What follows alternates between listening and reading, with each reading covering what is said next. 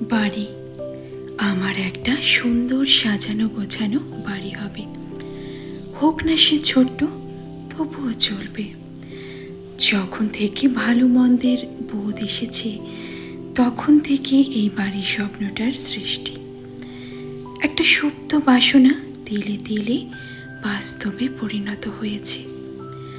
আজ আমি কারো ঘরণী, স্বপ্নের সেই বাড়িটি না হলেও সাজানো গোছানো ঘর রয়েছে আমার, সংসার হয়েছে।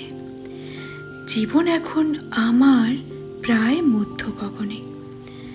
এখন আমি স্বপ্ন আর বাস্তবের মধ্যে পার্থক্য বুঝি। স্বপ্ন আমাদের আশা দেখায়, আর বাস্তব আশা পূরণ করে। স্বপ্ন সবসময় সুন্দর, কিন্তু বাস্তব বড় কঠিন। এত পার্থক্য থাকা সত্ত্বেও দুজন দুজনকে ছাড়া অসম্পূর্ণ, কারণ স্বপ্নই আমাদের এই কঠিন বাস্তবে বাঁচতে শেখায়।